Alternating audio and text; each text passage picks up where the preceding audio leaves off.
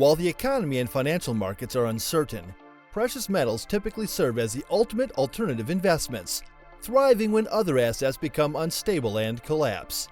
With inflation set to hit a new high in 2022 and equities still striving to recover from a bear market, you might be thinking whether now is a good time to buy silver. Hello and welcome to yet another specially tailored video for you. Today we will be talking all things silver investment. Is it a worthwhile investment? How can you start? All these and many more will be covered. Before we can start, smash the subscribe button and turn on the post notification bell. That done, let's get started. Because it does not provide a product or service, silver is not a typical investment. Silver has intrinsic value as both a precious and an industrial metal. However, it is otherwise dormant. It produces nothing, has no financial flow, and provides no consistent revenue. Silver is more of a speculative asset than an investment. If you decide to invest in silver, you should approach it like a speculator. That may be difficult to identify, mainly when the price of silver seems inexorably rising. Most of the time and in most markets, silver trades flat, within a relatively narrow price range. This brings up a question. Is silver a good investment? We can answer this question by looking at the history of silver prices. Throughout the ages, silver was not considered an investment. Silver was utilized as literal money. It was used in ordinary transactions, while gold mainly was owned and utilized by the elite. Some refer to silver as poor man's gold. Its value stayed relatively steady since it was a monetary metal.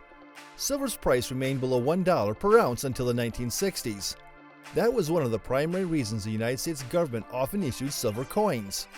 However, when the price of silver started to climb, the United States government removed silver from American coinage by the Coinage Act of 1965. Silver's value increased once it was demonetized. As the price rise got more pronounced, it started to resemble an investment. Silver cost $1.80 per ounce at the start of 1970. But by 1980, the silver price had reached a high of $49.45 per ounce.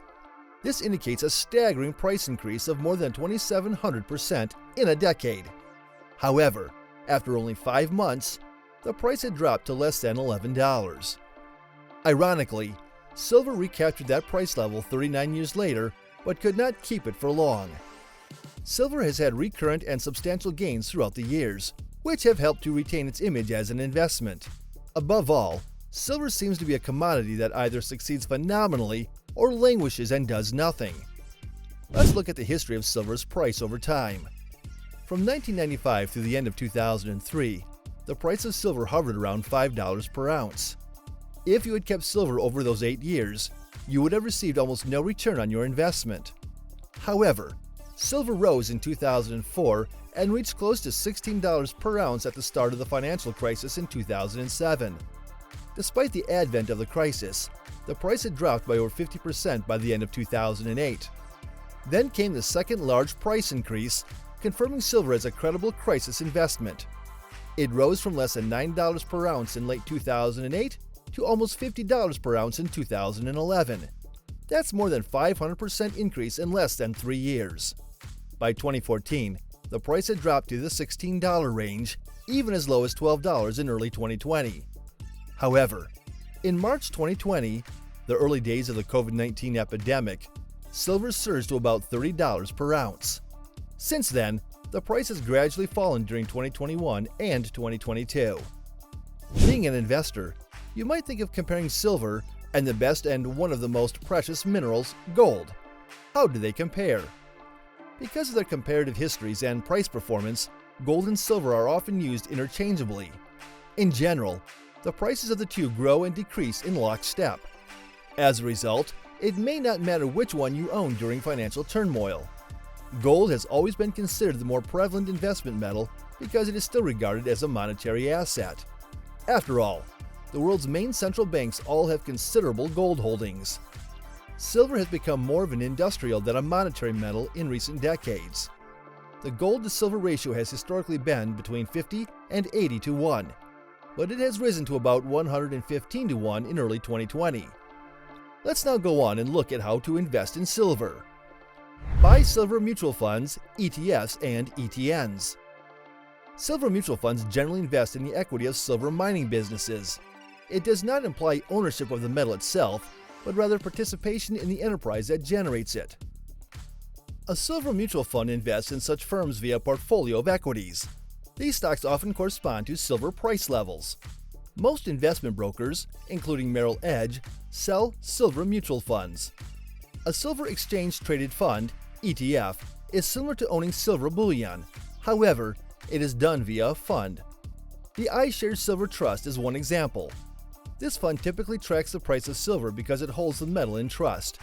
You will not have direct ownership of the metal. Instead, you own shares of the silver holding ETF. ETFs can be purchased from most online brokers, including Ally Invest. ETNs are unsecured debt instruments that mirror the performance of a silver index. They do not pay interest, unlike bonds. Instead, the ETN's price swings the value of silver. ETNs, like stocks, are traded on major exchanges. Because ETNs do not own silver or even shares in silver mining firms, investment in securities is best suited for more seasoned silver investors. Buy silver bullion. This is the most straightforward approach to investing in silver. By purchasing silver bullion, you have physical custody of the metal, even if it is in the shape of a coin. Coins are arguably the easiest method to store silver bullion. You may, for example, purchase a 1-ounce pure silver coin like the American Silver Eagle or the Canadian Maple Leaf. Silver bullion bars may be a good option if you want to invest in larger amounts of silver. They are available in sizes ranging from 1 ounce to 100 ounces. However, silver bullion bars are not as readily exchanged with private parties or coin shops as coins are. Silver bullion coins and bars may be purchased from local coin dealers and major metals merchants. Some of the biggest are Goldline, McIlvany ICA, and JM Bullion. When purchasing silver coins, caution! Many coin sellers try to convince you to acquire numismatic silver coins, which are a completely distinct item. While silver bullion coins are based on the price of silver, numismatic coins are based mostly on rarity. For example, many 1800s U.S. silver coins fetch values in excess of $1,000, roughly 40 times their silver content value. That is more akin to investing in artwork than investing in silver. The fact that there is a widespread debate about the grade and value of each coin complicates numismatics. A coin may be valued at $1,000 by one dealer, but just $750 by another. Numismatic coins are only suitable for people who are specialists in the area. Buy silver mining stocks. Another approach to invest in silver is to buy shares in mining firms. You are acquiring individual equities rather than a portfolio of stocks via a mutual fund. The most speculative method to engage in the silver market is probably via silver mining stocks. Though they normally mirror and frequently outperform the price performance of silver, they also carry inherent risks in any business. Many factors influence stock prices. Examples are international disruptions, environmental disasters, foreign government regulation or nationalization, labor unrest, and international currency swings. However, mining enterprises face hazards unique to the mining industry. This includes a high capital cost, the danger of mine depletion, metal overstock, and even the chance of building a mine only to discover little or no silver. Buy silver streaming companies. Investing in silver streaming firms is similar to investing in royalties in silver mining companies. These firms are not directly engaged in silver mining. Instead, they lend money to firms that do. They'll be repaid frequently by being able to acquire silver from their mining partners at much lower prices. This enables them to sell the discounted silver at full market value and profit on the difference. Silver streaming business stocks, like silver mining company stocks, often mirror the price of silver. However, if their finance arrangements fall or there are other issues with the mining businesses with whom they are associated, they underperform silver. Silver is undoubtedly one of the most challenging commodities to invest in. It is difficult to determine when to purchase and when to sell. Most importantly, silver is not the kind of investment that gives consistent capital appreciation or income, such as interest or dividends. Whatever you do, keep your silver investment in the low single digits of your whole portfolio. A 5% holding might provide you with spectacular profits during a financial catastrophe while not ruining your portfolio if the price falls. And that's it. Are you going to invest in silver?